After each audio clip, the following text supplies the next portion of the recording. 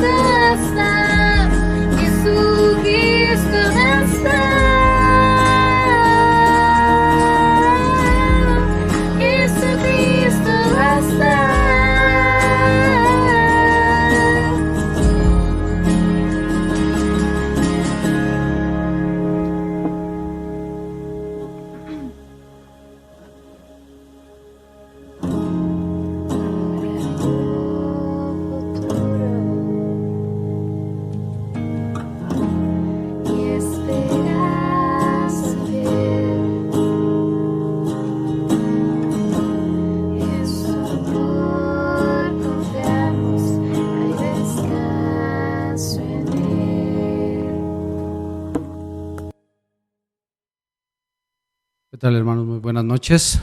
Que el Señor les bendiga. Vamos a continuar en esta noche en nuestro estudio de Romanos y vamos a el capítulo 11 de Romanos. Vamos a continuar con la carta del apóstol Pablo a los romanos y vamos desde el versículo 1. Pero bueno, antes de que continuemos, vamos a hacer una oración. ¿Les parece bien? Padre bendito, en esta noche, Padre, nos presentamos delante de ti, Señor. Deseando conocer, Señor, tu palabra, tu verdad, tu voluntad, Señor, en nuestra vida. Te pido, Señor, que tu Espíritu Santo nos revele la enseñanza, lo que tú quieres mostrarnos el día de hoy a través de tu palabra, Señor. Pongo este tiempo en tus manos, Señor, y te doy gracias, Padre, por el privilegio que nos da, Señor, de poder aprender de ti y de conocerte más, Señor, a través de la Biblia, Señor. Te damos gracias, Padre, en el nombre de Jesús. Amén. Veíamos el viernes pasado, hermanos, en el capítulo 10 acerca del peligro de la pasividad de la iglesia, ¿verdad? Estábamos hablando del llamado que el Señor había hecho a su pueblo. Hablábamos también del peligro de no crecer como cristianos, ¿verdad? Necesitamos llevar las buenas nuevas, pero si como cristianos no crecemos, pues, ¿qué mensaje podemos dar? Y hablábamos también de que normalmente el Evangelio, la palabra de Dios, pues, tiene siempre un rechazo natural del hombre, debido al tema y debido al compromiso que requiere también, ¿no? El compromiso de cambiar nuestra vida, de entender que nuestra vida no está bien. Entonces eso es un tema que pues no a todos nos gusta que nos digan, ¿verdad? Pero bueno, viene aquí entonces el apóstol Pablo hablando un poquito fuerte esta situación de que pues el ser judío no es nada más de sangre, o por la circuncisión, o por los ritos, o por la religión, sino el ser judío va más allá. El ser parte del pueblo de Dios tiene que ver más con un estilo de vida, un modo de vida que la gente debe llevar, ¿no? Una transformación en el corazón que se exterioriza en mis obras, que se exterioriza en lo que soy, en lo que hago, en mi manera de tratar a los demás, en la manera en la que sigo a Dios, sirvo a Dios, etcétera. ¿Sale? Entonces vamos a leer la primera porción del capítulo 11, la vamos a leer del 1 al 5, para hablar acerca del remanente de Israel. Ahora va a hablar el apóstol Pablo de, bueno, entonces todo está mal con los judíos, todo está mal con lo que hacen. Bueno, vamos a aterrizar las cosas y empieza el apóstol Pablo ya a encaminarse a explicar exactamente cuál es el papel de los judíos, de los gentiles y por qué Dios está jugando estas cartas, por decirlo así, de esta manera, ¿sale? Entonces vamos a leer, dice la palabra del Señor en el versículo 1. Digo pues, ¿ha desechado Dios a su pueblo? En ninguna manera, porque también yo soy israelita de la descendencia de Abraham, de la tribu de Benjamín. ¿No ha desechado Dios a su pueblo, al cual desde antes conoció? ¿O no sabéis que dice de Elías la Escritura, como invoca a Dios contra Israel, diciendo, Señor, a tus profetas han dado muerte y a tus altares han derribado, y solo yo he quedado y procuran matarme? Pero, ¿qué le dice la divina respuesta? Me he reservado 7,000 hombres que no han doblado la rodilla delante de Baal. Así también aún en este tiempo ha quedado un remanente escogido por gracia. Bueno, aquí el apóstol Pablo empieza con una pregunta importante, ¿no? Dice, ¿ha desechado Dios a su pueblo? Bueno, como fracasaron, entre comillas, en la búsqueda de Dios, no pudieron seguir la ley, todo esto se volvió un relajo. Entonces Dios pues dijo, bueno, pues como no mi pueblo no recibió a mi Hijo Jesucristo, entonces los voy a hacer a un lado y ya, aquí pues el que quiera. No, dice el apóstol Pablo que este llamado llega a través de los judíos y en primer lugar tiene que ver con los judíos, porque recuerden que cuando Jesús vino, ¿a quiénes le predicó primero? ¿Con quiénes estuvo? Estuvo con su propio pueblo, con los judíos, ¿sí? Entonces, hermanos, es importante que entendamos que obviamente este primer mensaje que Jesús lo da al pueblo hebreo, porque ellos son los receptores y son el medio por el cual viene la salvación, viene el Mesías para darnos salvación.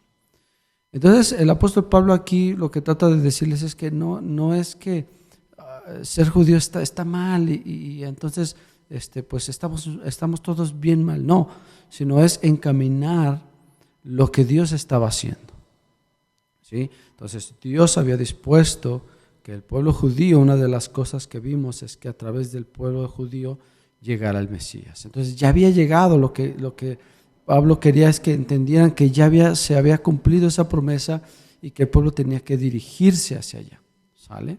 Entonces por eso dice, en ninguna manera, porque también yo soy israelita. Entonces, yo he sido salvo, él está dando su testimonio, yo soy salvo, soy judío, soy descendiente de Abraham, soy de la tribu de Benjamín, pero eso no es importante, lo importante es que me encontré con Dios. Entonces, lo recibí yo porque primero vino a nosotros, ¿sale? Entonces, dice más adelante, no ha desechado Dios a su pueblo, el cual desde antes conoció. Y usa una historia que tiene que ver con el profeta Elías, que está en el primer libro de Reyes, capítulo 11, en donde Elías ha huido después de haber matado a los profetas de Baal. Y él tiene un diálogo con el Señor, y el apóstol Pablo aquí menciona esta parte donde le dice Elías a Dios: oye, Señor, ya no hay nadie que te adore, yo soy el último, mira, tu pueblo está corrompido, ¿no? Y él está hablando en contra de los mismos judíos, porque esto no era nuevo que los hebreos se desviaran de Dios. Entonces había ocurrido muchas veces con muchos profetas, y si nos vamos al Antiguo Testamento, pues, o sea, desde que salen de Egipto, siempre problemas para que se retuvieran en obediencia a Dios. Pasa el tiempo de Moisés, viene Josué, vienen los jueces, etcétera, y siempre era una pelea constante de que los hebreos se mantuvieran siguiendo a Dios, ¿sale? Entonces llega un momento en la historia de los reyes, ya después de los jueces, en donde ocurre esta historia, ¿verdad?, del profeta Elías, y la respuesta que Dios le da es la que Pablo va a utilizar para hacerles entender que hay un remanente que ha sido salvo por la misericordia de Dios de los propios judíos, ¿okay?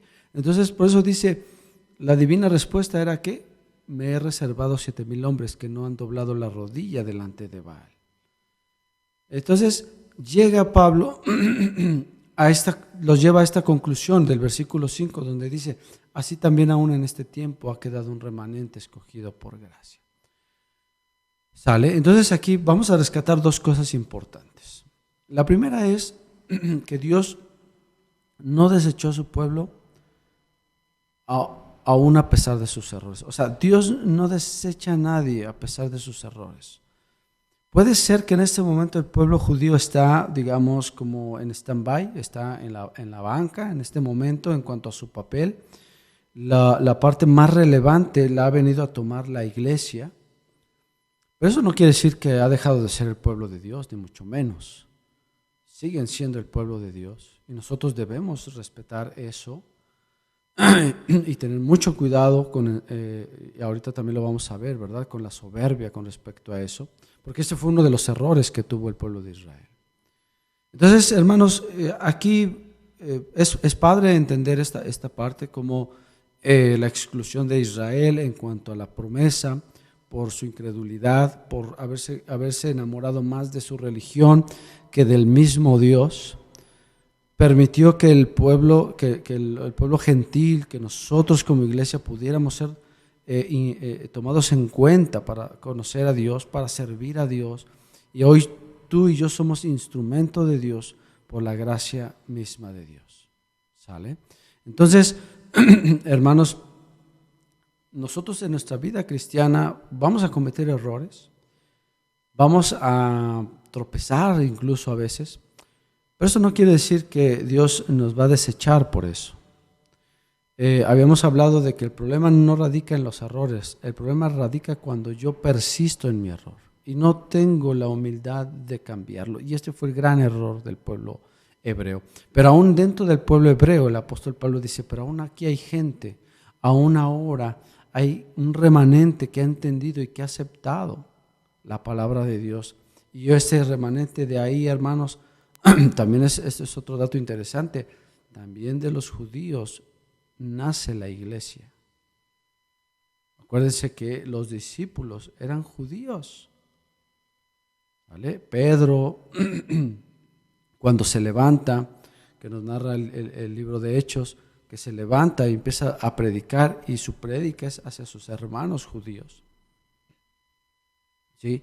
Y de ahí empieza este avivamiento donde la gente recibe al Espíritu Santo.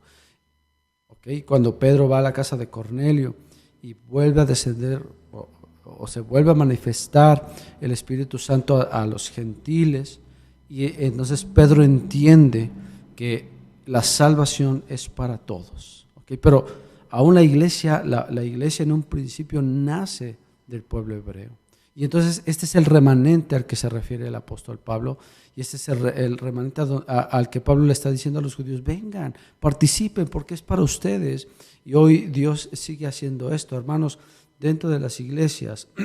Ciertamente hay mucho desorden, ciertamente hay mucha situación torcida en las doctrinas que hoy se enseñan, pero aún dentro de las iglesias hay gente que genuinamente ama a Dios. Hay gente que genuinamente busca a Dios y de la cual Dios se ha apiadado, ha tenido misericordia y le ha mostrado la verdad. ¿Sí? Pero es porque esta gente tiene la disposición y la humildad de recibir esa palabra. Y hoy tú tienes que tener ese corazón de recibir esta palabra, de buscar a Dios genuinamente, más allá de la iglesia a la que te congregues, más allá de lo que creas o no, de las posturas teológicas que tengas o no. Siempre el corazón humilde es lo que debe caracterizar la vida del cristiano. Entonces Dios no nos desecha por nuestros errores, Dios entiende nuestros errores, Dios conoce nuestros errores, sabe de nuestra imperfección. Y en ese mismo entendido, Dios le dice a Pablo, bástate mi gracia, porque mi poder se perfecciona en tu debilidad. Es en nuestros errores donde el Señor nos muestra su amor, su misericordia, su poder. ¿Ok? Y la segunda cosa es que Dios sigue tocando corazones. Como en ese momento había un gran barullo, mucha gente resentida por la esclavitud, muchos otros enceguecidos por su religión, con tantos problemas económicos, sociales que existían en ese momento, como hoy lo existe. Pero, y a pesar de eso, Dios hacía grandes milagros. Y la Biblia nos narra cómo la primera iglesia crecía y se hacían señales entre el pueblo, y el pueblo de Dios crecía y no había entre ellos necesitados, etcétera, etcétera. Tantas cosas que nos habla de la primera iglesia, hermanos, y aún hoy Dios sigue haciendo esas cosas para quienes quieren escuchar y conocer a Dios verdaderamente. Quienes renuncian a este mundo para seguir a Dios, Dios se sigue revelando, Dios sigue bendiciendo. ¿Okay? Entonces, el mensaje para Elías era, no estás solo, porque no depende de ti, sino de la gracia y del amor de Dios. Entonces, hermano, hoy a lo mejor en la iglesia no somos muchos como quisiéramos, no estamos todos los que deberíamos estar, etcétera, pero no estás solo en esta lucha. Hay otras personas en otras congregaciones, en otras iglesias que están orando, que están luchando, están batallando, y en un mismo espíritu estamos todos unidos en esa batalla. Aunque no los conozcamos, la sangre de Cristo nos une para orar, para interceder por la iglesia de hoy, para interceder por los que están perdidos, por los que están lejos de Dios. No estamos solos, aunque seamos una iglesia pequeña en apariencia, podemos ser una gran iglesia en oración, en comunión con Dios. Y esto es el fundamento más importante, el que los que estamos aprendamos a amarnos los unos a los otros, a soportarnos, dice la Biblia, ¿no? Incluso soportarnos entre nosotros mismos, pero siempre en amor. Y esto es lo más importante, porque esta es la gracia de Dios. Y por eso continúa en la segunda porción diciendo, del versículo 6 al versículo 10, fíjense lo que dice: y si por gracia ya no es por obras, de otra manera la gracia ya no es gracia. Y si por obras ya no es gracia tampoco, de otra manera la obra ya no es obra. Que pues lo que buscaba Israel no lo ha alcanzado, pero los escogidos sí lo han alcanzado, y los demás fueron endurecidos. Como está escrito, Dios les dio espíritu de estupor, ojos con que no vean y oídos con que no oigan, hasta el día de hoy. Y David dice: se ha vuelto su convite en trampa y en red, y en tropezadero y en retribución. Se han oscurecido sus ojos para que no vean, y agóbiales la espalda para siempre. Ahora, ¿por qué es importante, hermanos, la humildad? Por lo que está mencionando.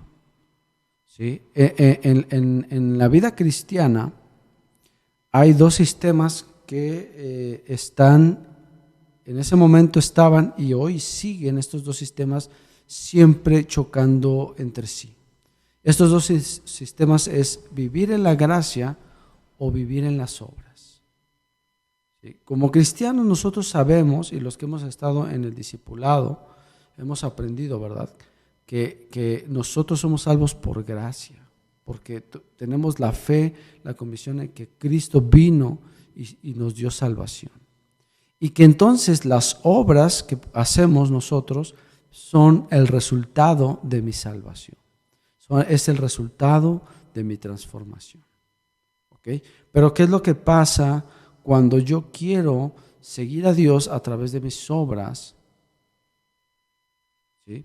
Entonces, lo que yo estoy diciendo es que yo tengo la capacidad suficiente para que por mis propios méritos yo merezca el amor y la salvación de Dios. Y esto es imposible para el hombre. Esto fue la gran lección que el pueblo de Israel aprendió, o que el apóstol Pablo intenta enseñarle al pueblo de Israel. Hemos vivido mucho tiempo bajo la ley, tratando de agradarles bajo nuestra religión, y no funciona así, porque no es el propósito de la ley.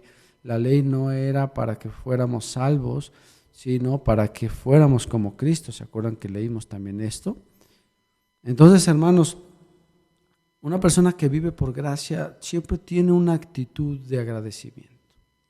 Tiene una actitud humilde hacia los demás, valorando al prójimo como Dios lo valora. Entonces puede haber hermanos que a lo mejor no me caigan muy bien, y creo que es natural porque en nuestra humanidad puede suceder.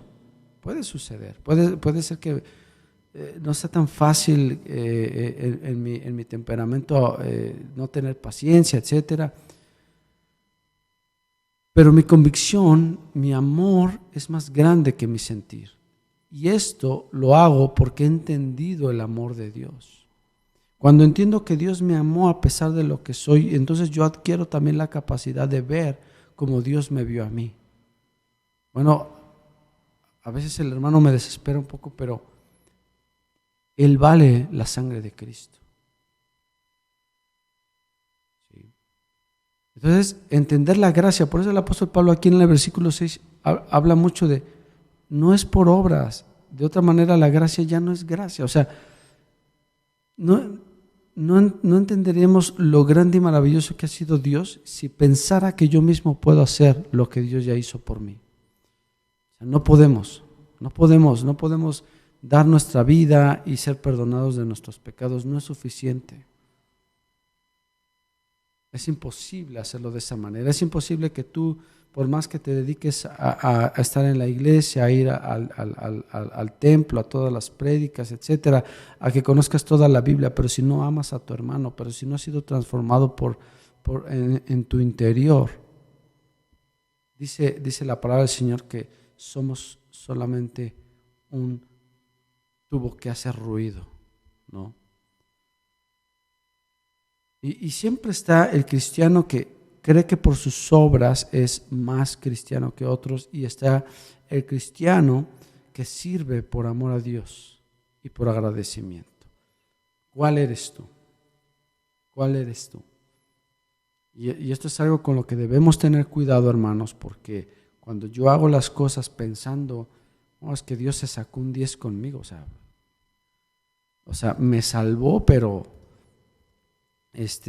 yo también lo podría haber hecho, porque conozco mucho la Biblia, porque conozco mucho de la palabra de Dios, he estado en tal iglesia, he predicado tantas veces, he dado tantos estudios, y este carácter tan soberbio es lo que Dios rechaza del cristiano.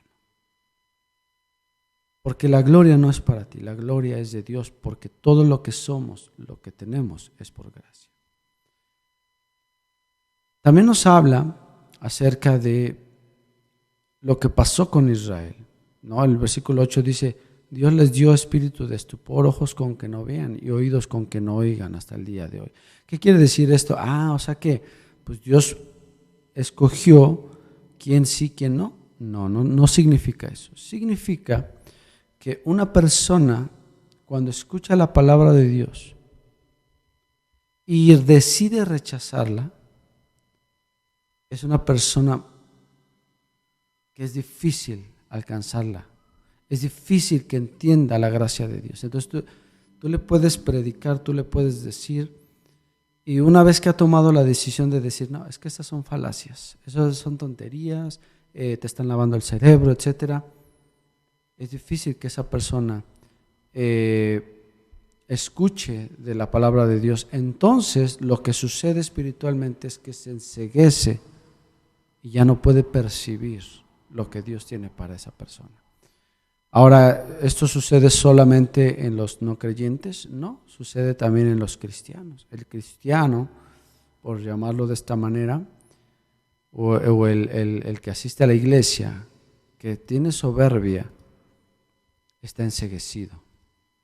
Es difícil que tú le des un consejo, es difícil que se deje pastorear, es difícil que sirva en la iglesia. Siempre tiene una percepción de sí mismo equivocada. Piensa que él está bien, piensa que los demás deberían aprender más de él. Y entonces vive esta situación que quizá tú has visto o conoces, de un corazón altivo y soberbio. Entonces por eso dice aquí, no es que Dios los haya puesto ahí, sino Dios los ha dejado ahí en un lugar donde ellos decidieron estar. ¿Ok? Hermano, ¿cómo es tu actitud hacia la iglesia? ¿Cómo es tu actitud hacia tus líderes en la iglesia, hacia tus autoridades? ¿Cómo es tu actitud? ¿Sí? Nos ha pasado, sigue pasando, ¿verdad? Le pasaba a Timoteo, el apóstol Pablo le tuvo que escribir una carta para decirle: ninguno tenga en poco tu juventud. O sea, había gente en la iglesia, supuestos cristianos, que lo menospreciaban porque era más joven, porque no tenía la experiencia que ellos tenían, etcétera. Hoy sigue pasando. A mí en lo personal me ha pasado mucho esta situación, pero gracias a Dios siempre Dios me ha respaldado.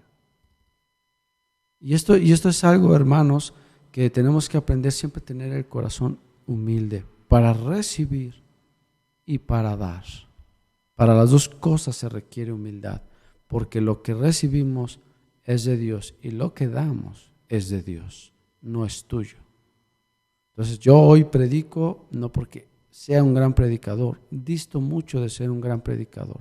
Si hoy lo que estoy haciendo, hermano, es porque, número uno, Dios me ha amado y me permite compartir contigo de esta bendición.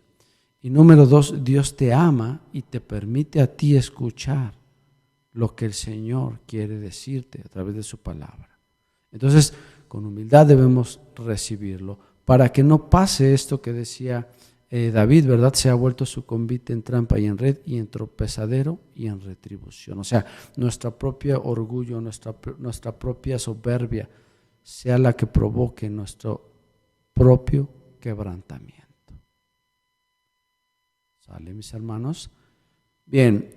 Continúo en el versículo 11, dice aquí la salvación de los gentiles. Vamos a leer del 11 al 15, dice así. Digo pues, ¿han tropezado los de Israel para que cayesen? En ninguna manera.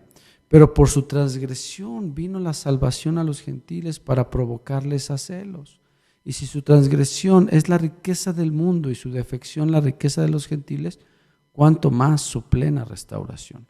Porque a vosotros hablo, gentiles, por cuanto yo soy apóstol, a los gentiles honro mi ministerio, por si en alguna manera pueda provocar celos a los de mi sangre y hacer salvos a algunos de ellos. Porque si su exclusión es la reconciliación del mundo, ¿qué será su admisión sino vida de entre los muertos? Bueno, hermanos, aquí nos empieza a hablar el apóstol Pablo acerca del tropiezo de Israel.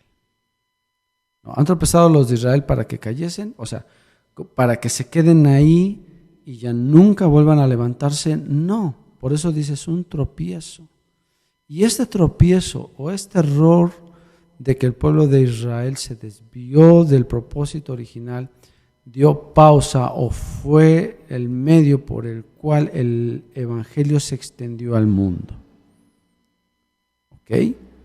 Y si su transgresión es la riqueza del mundo y su defección la riqueza de los gentiles, cuanto más su plena restauración. Entonces, si el error que cometieron de no aceptar al Mesías permitió que el ministerio se extendiera hacia los gentiles, imagínense cuando Dios restaure por completo al pueblo judío. ¿Okay?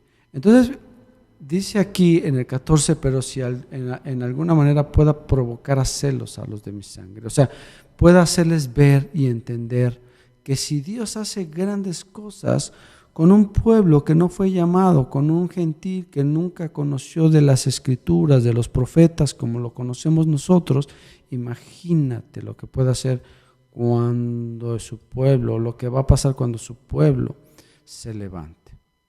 ¿Ok? Entonces, vamos a concluir en una cosa acerca del siguiente, de lo que acabamos de leer, del versículo 11 al 15. Si la incredulidad presente de los judíos es un paso en falso nada más. Esto Dios lo permitió para que los gentiles pudiéramos acercarnos y ser parte del pueblo de Dios. Pero también nuestra inserción como gentiles va a permitir que el pueblo judío vea la salvación de Dios y crea en Jesucristo. ¿Sí? Esto es lo que significa. Ahora, esa es la parte tal cual, lo que representa lo que estamos leyendo. ¿Cuál es la utilidad de todo esto? Hermanos, mi testimonio es importantísimo. Y a veces Dios utiliza nuestros tropiezos para manifestar en ellos su poder. ¿Sí? Entonces, puedo equivocarme porque está en mí el equivocarme como ser humano. Pero cuando yo estoy en Cristo, estos errores, estas equivocaciones que pude haber cometido, que estoy cometiendo,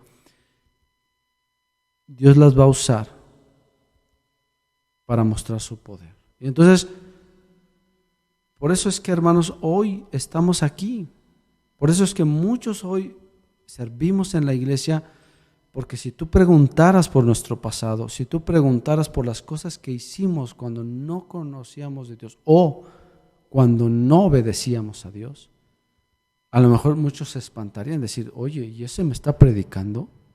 Oye, ¿y ese me está dando un consejo? Pero si hizo esto, hizo lo otro.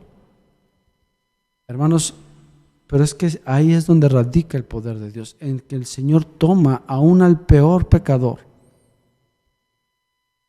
y lo convierte en una creación suya conforme a la imagen de Jesucristo. Y eso es lo que buscamos cuando entendimos nuestro pecado. ¿Ok, hermanos? Entonces, yo no sé hoy cómo tú te sientas en tu relación con Dios. Yo no sé si tú hoy le crees a Dios. Yo no sé si sientas que tu vida espiritual está medio chueca, pero hoy Dios nos dice, yo no te he desechado, yo no te he hecho a un lado, Iglesia Dirección de Vida, por tus errores del ayer. Dios sigue, y yo no sé si ustedes lo ven, hermanos, pero yo sigo viendo a Dios actuar a pesar de nuestras deficiencias, porque yo tengo deficiencias, porque los que servimos tenemos deficiencias, tenemos cosas que mejorar, y a pesar de eso, Dios sigue trabajando con nosotros. Y creo que una de las cosas que debemos recordar como iglesia y como cristianos es siempre tener esa actitud: Señor, lo que soy, Señor, lo que logremos es por gracia. Yo no sé si algún día Dios nos lleva a ser una congregación muy grande, un ministerio muy grande. No lo sé, lo desearía, me gustaría mucho. Pero independientemente de lo que suceda como ministerio, como iglesia o en lo individual como cristianos, una cosa me queda clara: todo lo que lleguemos a hacer será gracias a Dios. Y que todo lo que Dios hizo de mí, todo lo que Dios hizo conmigo, el Señor lo va a usar para mostrarle a otros el poder y su amor para con aquellos que no lo merecían. Yo no merecía su amor. Tú que estás escuchando, te lo digo, tú no mereces su amor. Pero cuando Cristo vino, entonces Él nos hizo dignos cuando le creímos, cuando lo aceptamos en nuestro corazón. Sí, justificados pues por la fe tenemos paz para con Dios. Mis hermanos, el tema de los judíos, los gentiles es muy interesante, pero vamos a entender la parte práctica de esto. Es importante cómo esto me enseña a mí, qué me quiere enseñar esto a mí en mi propia vida. Si tú estás viviendo ahorita en un error, arrepiéntete, pídele perdón al Señor.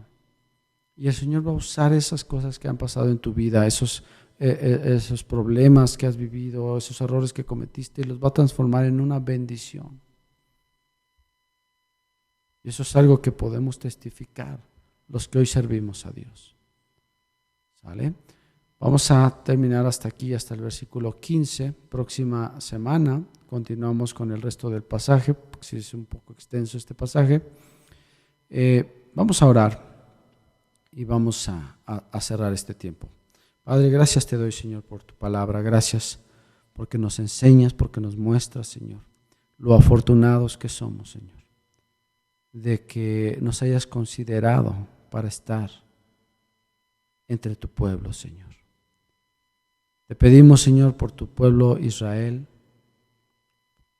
para que tú, Señor, tengas a bien, Padre, cumplir el tiempo en ellos, que bendigas a tu pueblo, Señor, y que también, Señor, bendigas a tu iglesia, Señor, a los que hemos creído en la sangre del Cordero, para que seamos, Señor, esos cristianos que vivamos, Señor, entendiendo la gracia, y que no sea a través de nuestras obras que queramos impresionar, y que mucho menos, Señor, crezca en nosotros la soberbia, Padre. Permítenos tener un corazón humilde para aprender de ti, para escuchar a nuestros hermanos, para servirte, Señor. Permítenos, Padre, hacer tu voluntad con un corazón limpio, para hacer esos vasos de honra que tú deseas hacer en nosotros, Padre. Gracias, Señor, por todo esto. Gracias, Señor, porque a pesar de nuestros errores, tú, Padre, nos has restaurado y has usado nuestro pasado para poder edificar a otros, Señor, y ayudarles y hablarles, Padre, del poder que tú tienes y de lo bueno que has sido con nosotros, Señor. Te damos la gloria y la honra en el nombre de Jesús. Amén. Bueno, hermanos, pues que el Señor les bendiga. Nos vemos el día domingo a las 9:30 de la mañana con los niños y 11 de la mañana para nuestro servicio dominical. Ahí los esperamos para seguir siendo edificados, ¿verdad? Y seguir aprendiendo de la palabra del Señor. Que el Señor les bendiga.